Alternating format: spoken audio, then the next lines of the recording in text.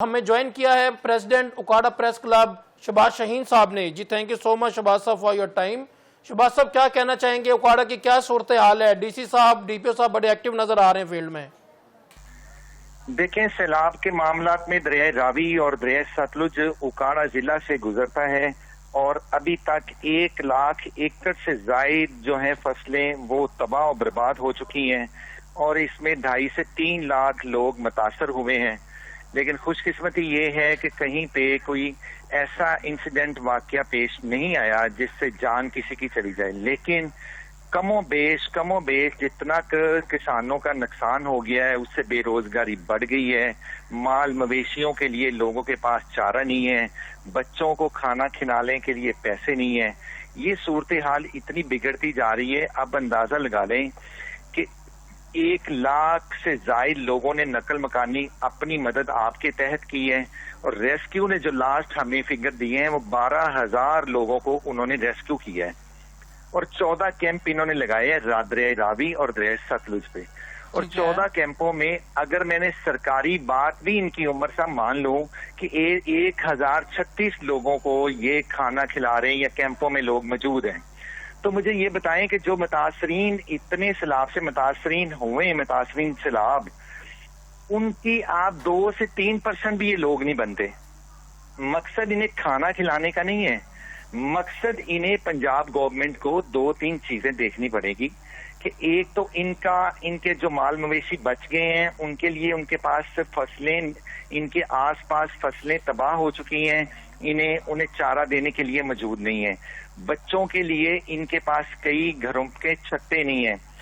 अब ये सारी इन चीजों के नुकसान के बाद इनकी जमीनों पे 8 से 10 फुट पानी खड़ा है और वो 4 से 5 हफ्ते लगेंगे खुश्क होने में।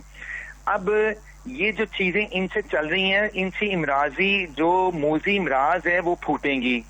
उसका मुझे बताएं कहाँ पे इन इजला में पंजाब गवर्नमेंट ने क्या इसके पॉलिसी बनाई है कि ये इनके लिए कहाँ पे हेल्थ कैंप लगाए हैं कि कबल वक्त इन्हें काम करना पड़ेगा।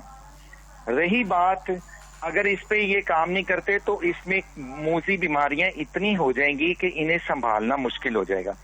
अब दरिया सतलुज में गंडा सिंह पे फिर पानी का जो रेला है 2,70,000 से जायद आ रहा है, तो दरिया सतलुज का जितना एरिया दरिया रावी में ज्यादा अफेक्ट हुआ मैं समझता हूँ, लेकिन दरिया सतलुज के दरियाई बेल्ट में और ऐसे मैंने गांव देखे हैं कि एक गांव है मोजा दराज, वहां मुझे 7 किलोमीटर बोर्ड पे बैठ के, कश्ती पे बैठ के वहां मैं पहुंचा हूं। 250 घर उनका था, पक्के घरों का वो एक गांव था मोजा दराज के।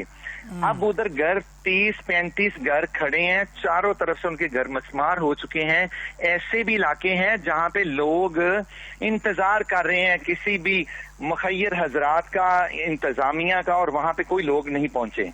और अच्छा ये बात भी है कि उमर साहब यहाँ पे सिर्फ फोटो सेशन चल रहा है, फोटो सेशन के अलावा कुछ न डिस्ट्रिक्ट इंतजामिया दे रही है किसी को, अगर पंजाब गवर्नमेंट दे रही है तो वो भी हमें कहीं नजर नहीं आ रहा। असल में ये चीजें होती हैं कि, और मैं एक और भी बात बताऊं, 7 न्यूज ने जब से 24-25 को अगस्त से सैलाब आया है, 7 न्यूज ने स्पेशल ट्रांसमिशन, स्पेशल प्रोग्राम चला के अपनी व्यूवरशिप को और लोगों को ये अपडेट रखा है कि क्या सूरत हाल दरिया चनाब की, सतलुज की और रावी की। और ये मैं कह दूं कि ये डिस्ट्रिक्ट उकाड़ा का जो सैलाब है ये तारीख का बदतरीन सैलाब है। अब मुझे ये बताएं कि 2010 का लास्ट टाइम जब आया था फ्लड, तो उसे आपने, उस वक्त की हुकूमत ने उसे सुपर फ्लड का नाम दिया था।